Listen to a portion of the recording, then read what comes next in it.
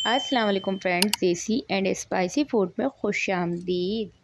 वैसे तो आलू की कतलियाँ सभी की फेवरेट होती है और हर घर में बनाई जाती है, लेकिन आज की रेसिपी है बहुत ही ख़ास, क्योंकि आज की आलू कतली बना रहे हैं हम बनारसी स्टाइल में, जो बहुत ही यूनिक बनती है, बहुत ही ख़ास मसालों से और बहुत ही ज़बरदस्त बनती है, बहुत ही फ्लेवरफुल बनती है। तो आज की रेसिपी को बिल्कुल भी मिस नहीं करिएगा, क्योंकि बहुत ही ज़बरदस्त, बहुत ही झटपट सी रेसिपी आज आपके लिए लेकर आई हूँ मैं।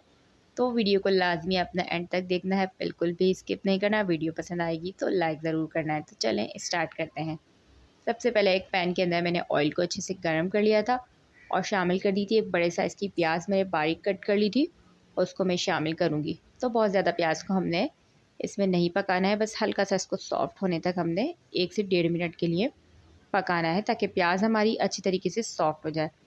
तो यहाँ पर प्याज हमारी ज़बरदस्ती सॉफ्ट होने लगी थी और लगभग मैंने 1 से 1.5 मिनट तक इसको पकाया था। तो साथ ही मैं अब इसके अंदर शामिल कर दूँगी इसके अंदर कलौंजी, ताकि कलौंजी का जो फ्लेवर होता है वो बहुत ज़बरदस्त लगता है।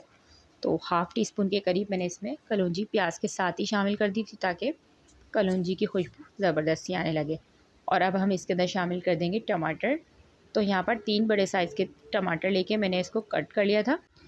तो इस वाली कतलियों में टमाटर थोड़े से ज़्यादा जाते हैं, क्योंकि आलूओं की कतली में थोड़ा-सा इसमें ग्रेवी होती है, तो ग्रेवी बहुत मज़े की लगती है, तो इसलिए हम टमाटर इसमें थोड़े से ज़्यादा शामिल करेंगे। तो बस टमाटरों को हम शामिल करने के बाद 2 से 3 मिनट तक के सॉफ्ट होने तक पकाएंगे, ताकि टमाटर हमारे ज़बरदस्त से सॉफ्ट हो जाएँ और मज़ेदार सी हमारी ग्रेवी बने।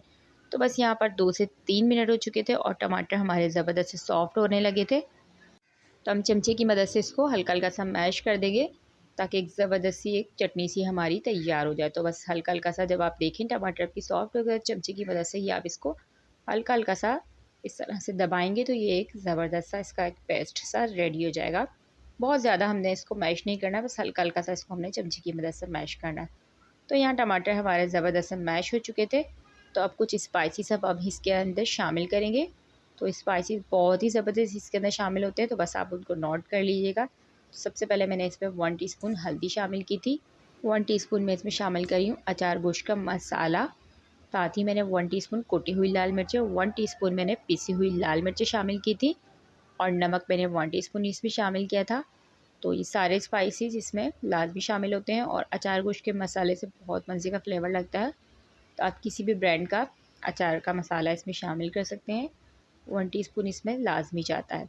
तो सारे स्पाइसेस को हम मिक्स करेंगे और अच्छी तरीके से मसालों के साथ पकाएंगे, ताकि मसालों का जो कच्चापन है वो अच्छे से ख़त्म हो जाए। तो यहाँ टमाटर भी हमारे सॉफ्ट हो चुके थे और मसाला भी हमारा ज़बरदस्त सा जब भुन जाएगा, तो जब तक हमने इसको अच्छे से पकाना है। तो यहाँ आप देख सकते हैं मसाला हमारा ज़बरदस्त सा भुन चुका था, ऑयल भी इसका सेपरेट होने लग गया था। तो अब हम यहाँ पर इसमें आलू शामिल करेंगे। तो पहले से मैंने आलूओं को कट करके पानी में भिगो दिया था, और यहाँ पर हाफ़ केजी के करीब मेरे आलू थे। आलूओं को शामिल करने के बाद अच्छे से हम मिक्स करेंगे, और मिक्स करने के बाद हम इसको मसाले के साथ मज़ीद 1 से 2 मिनट तक पकाएंगे, ताकि हमारे जो आलू हैं उनके ऊपर भी एक ज़बरदस्त सा कलर आ जाए। तो जब भी मसाले में आप इस तरह से आलू डालें, तो उसको मज़ीद 1 मिनट तक के ज़रूर पकाया करें।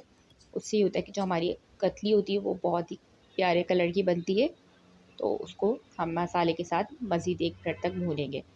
तो यहाँ ज़बरदस्ती हमारे मसाले के साथ हमने इसको 1 मिनट तक भून लिया था, और बहुत ही ज़बरदस्त इसका कलर आता है, खुशबू भी इसकी बेहतरीन आती है। तो अब हम इसके अंदर शामिल कर देंगे पानी।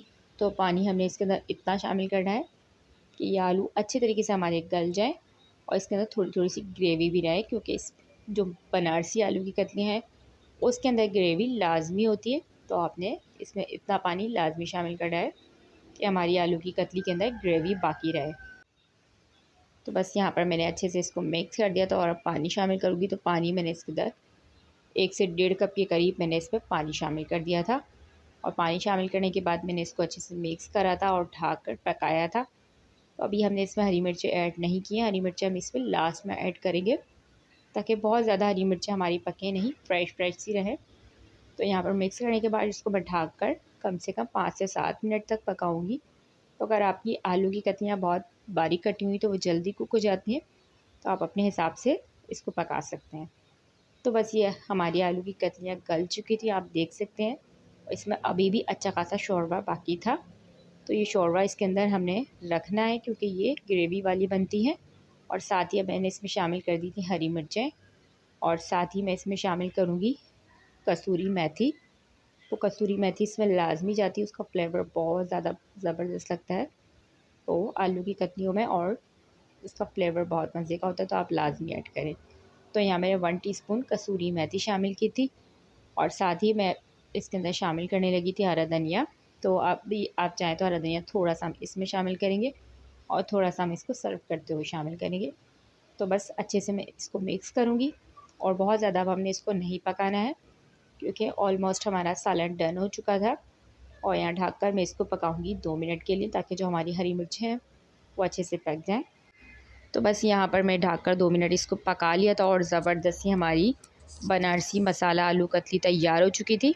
अब इसको हम सर्व करेंगे, और ज़बरदस्ती हमारी ये ग्रेवी वाली मसाला आलू कतली को हम चाहें तो पराठों के साथ, चपाती के साथ, आप इसको चावलों के साथ भी खा सकते हैं। तो ये सब चीज़ों के साथ बहुत मज़े की लगती है, बहुत ही झटपट, बहुत ही यूनिक सी बनती है ये।